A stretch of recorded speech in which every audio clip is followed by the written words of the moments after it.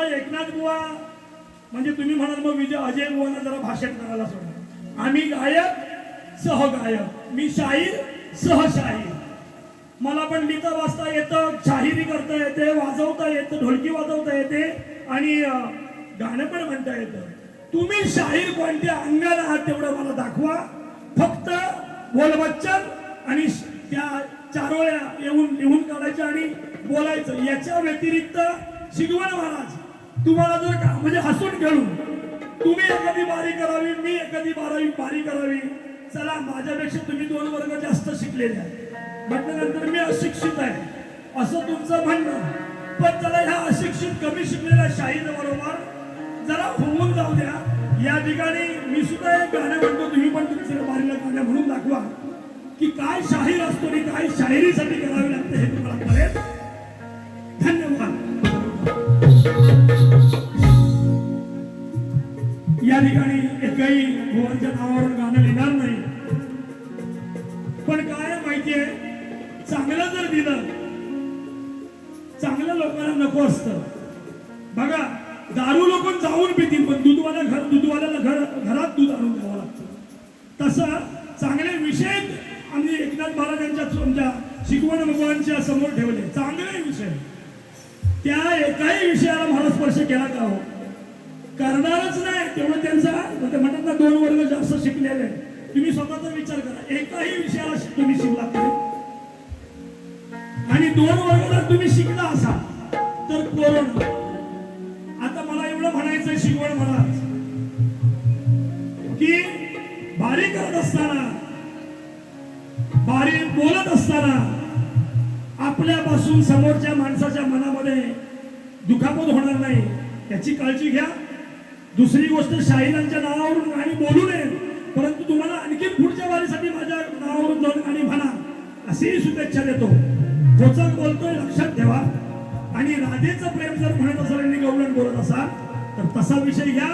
या ठिकाणी तुमचं न नाव घेता आणि लोकांना काहीतरी चांगलं देऊन जाणार, या मंडळाचा उदो करून जाणार. तुम्ही सतत 2 वर्ष इथे आहात. तुमचं गाणं झाल्याच्या नंतर गाणं लिहायला घेतलंय, ते सुद्धा या मंडळावरून गाणं लिहिलंय, तेही तुम्ही ऐका. आणि माझा कार्यक्रम या ठिकाणी 2-3 कार्यक्रम गाणी गोष्टी कार्यक्रम संपवतोय, ऐका. या ठिकाणी शांताराम पाटे यांच्याकडून संपूर्ण कार्यक्रमासाठी 200 रुपयाचं बक्षीस आलेलं आहे. वर्धन देवी नृत्य कला पथक खूप खूप आभारी आहे. धन्यवाद.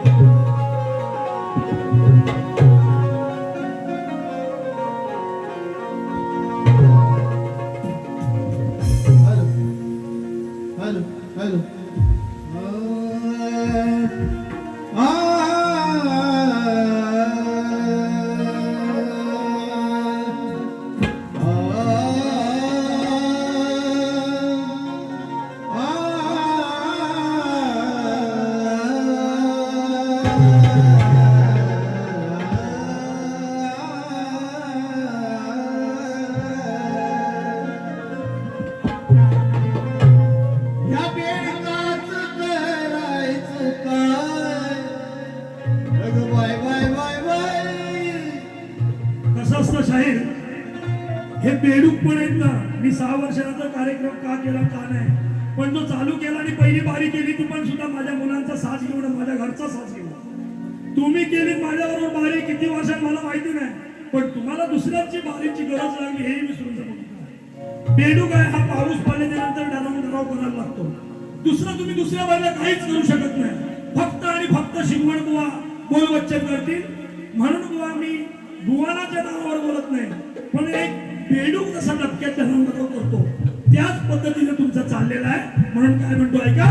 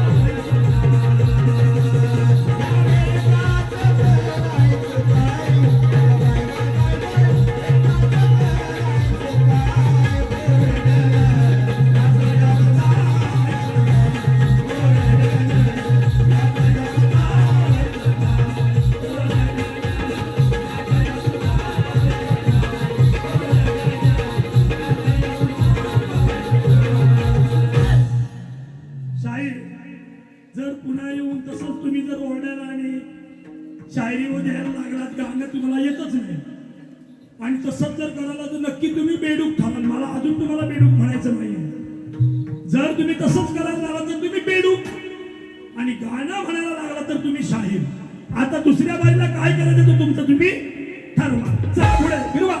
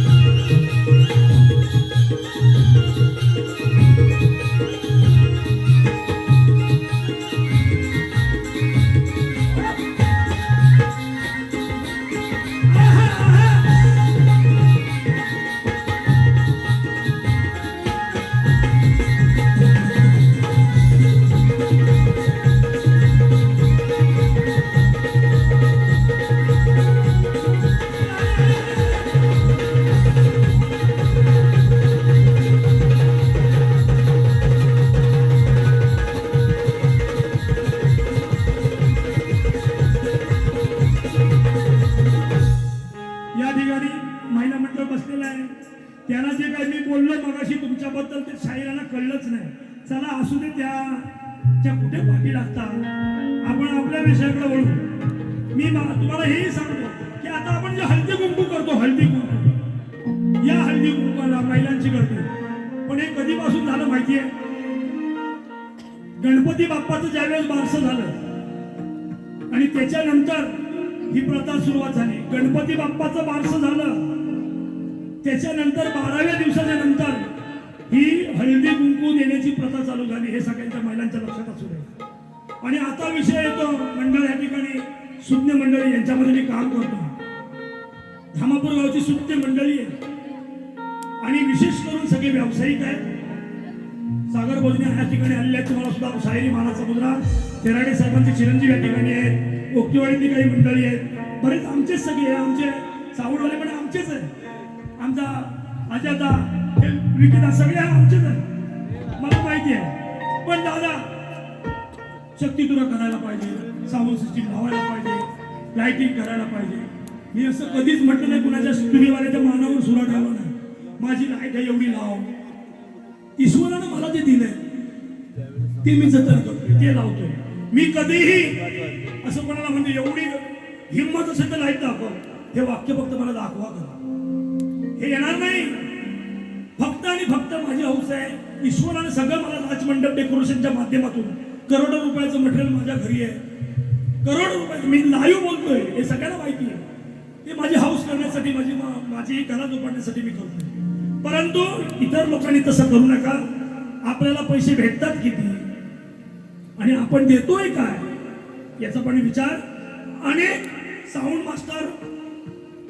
मास्टर साऊंड सिस्टीम वाले घोरपडे दादा माझ्याकडे, मी ज्यावेळेस शक्तीपुरा चालू केला तेव्हापासून माझ्या बरोबर नव्हे, ह्या नाचात मध्ये नव्हे, तर ज्या वेळेस मोठमोठे ऑर्डर असतील त्याच्या वेळेस घोरपडे दादा, त्यांच्याकडे बघून कोण म्हणणार नाही साऊंड सिस्टीम चांगला ऑपरेटर असेल म्हणून.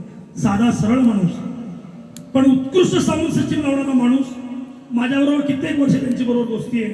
आणि तुरेवाले बुवा, एकनाथ बुवा, तुमच्या बरोबर असणाऱ्या दोस्त मंडळी तुम्ही किती टिकवताय, अभ्यासा, आत्मसात करा. धन्यवाद. चला बुवा पुढे. या ठिकाणी आलेल्या मंडळी काहीतरी देतो बघा. भोजने मंडळी मुंबई चिपळूण सारख्या ठिकाणी व्यवसाय करतात. विषय असे बुवा, जास्त वेळ घेत नाहीये. आणि इतकी तरुण पिढी आहे, 10-15 हजारासाठी मुंबईमध्ये जातात. दुःख एवढ्याच गोष्टीचं वाटतं की ज्यावेळेस 10-15 हजाराच्या नोकरीसाठी दिव्या मुंबईत विरार या ठिकाणी राहतात, त्यावेळेस कधी कधी असे प्रसंग घडले या भागामध्ये की इथल्या जमिनी, मुंबईत रूम घेण्यासाठी करोडो रुपये मालकीच्या चांगल्या जमिनी, रस्त्यालगतच्या जमिनी 10x10च्या रूमसाठी विकाव्या लागल्यात आई वडिलांना. त्यावेळेस आई वडिलांनी बोलत जरी नसतील तरी त्यांच्या डोळ्यात नक्की पाणी असतं. त्यामुळे ह्या तरुण पिढीने काय केलं पाहिजे की ह्या गाण्यातून ऐकवतो तुम्हाला, नक्की आवडेल. बुवा असं काहीतरी द्या, ऐका.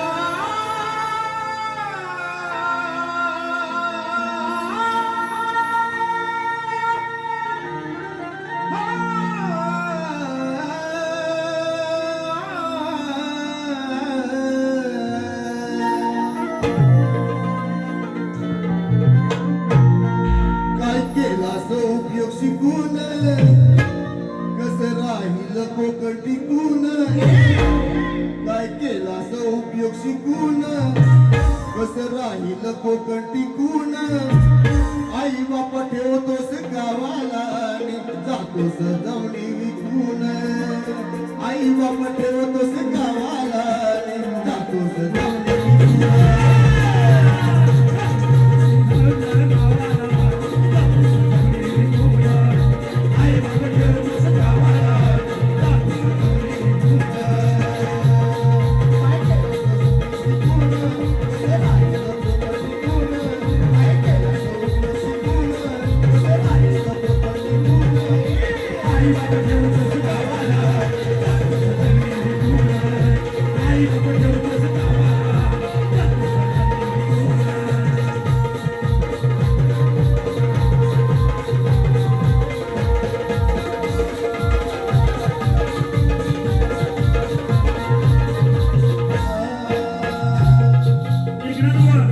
कुणाचं नाव घेऊन घेत नाहीये आणि कुणावर संशयाला बोलत नाहीये. आता तुमच्याकडला कोण जमिनी विकून गेला त्याच्याशी काही संबंध नाही. तुमच्याकडला कोण बापाला आई बापाला गावाला ठेवून बायकोला घेऊन मुंबईत रईस करण्यासाठी गेला असेल त्याच्यावर हे गाणं अजिबात नाही. तरी तरुण पिढीनं काय केलं पाहिजे हे सांगण्याचा प्रयत्न आहे. ऐका